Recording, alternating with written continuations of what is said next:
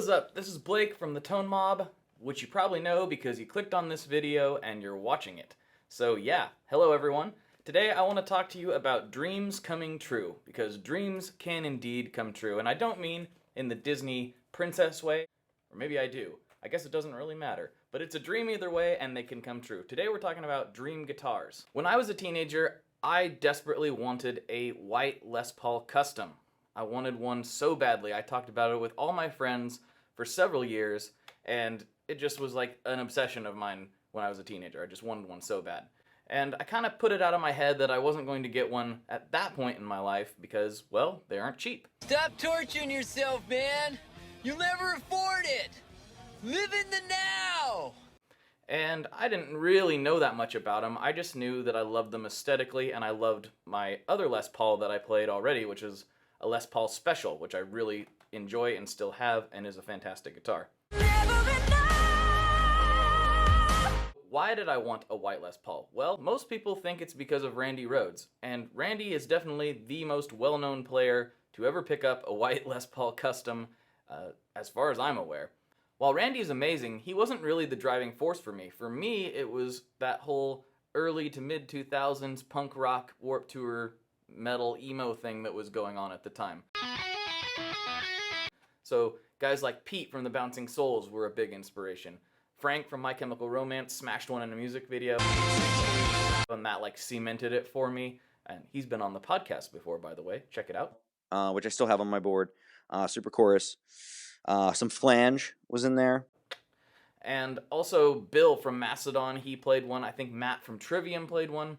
I found out later after I bought this guitar that I accidentally bought it out from underneath Bill, and I hope he doesn't see this and get mad at me.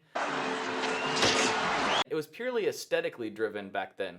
It wasn't until years later when I found this one and knew more about guitars and the different types of gear and different Les Pauls, I found out more about the specifics of what I like big necks and all that stuff. So yeah, let's go over some of the specs on this guitar. So first of all, it comes equipped with Tim Shaw humbuckers in it. Tim Shaw was somebody who worked for Gibson back in the early 80s, late 70s. I'm not sure exactly when he stopped working there, but anyway, he made these pickups and he was obsessed with recreating vintage PAFs, and so he did all the research, he had access to all the archives, and these are what he came up with. So for all intents and purposes, these are vintage style PAF pickups, and they're about as accurate as you're going to get.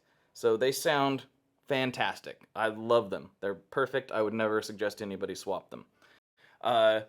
Gibson also did away with the volute that so many people hated. Those Norlands had big old volutes on them, and this one does not have that. I don't really care about that much, but it's something that people talk about.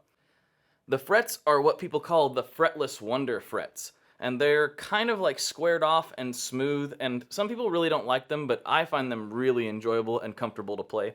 I do understand why people wouldn't like them. They're slightly different shape. They're kind of weird if you're used to traditional frets, but I'm very, very into them. We've got the block inlays, of course, which are just gorgeous. And I believe it's got like a 3 or 4 piece neck, which some people, again, vintage purists, absolutely hate. I have no issues with it. This guitar feels and plays amazing. It could be 100 pieces for all I care. It's awesome. So what else do we have? Oh yeah, of course, the amazing diamond headstock. I love that split diamond. I think it's so, so beautiful. It's just, just does everything for me. Speed knobs, which I'm also a big fan of. I love Gibson's speed knobs. I'm just a big fan of this guitar all around, if you can't tell.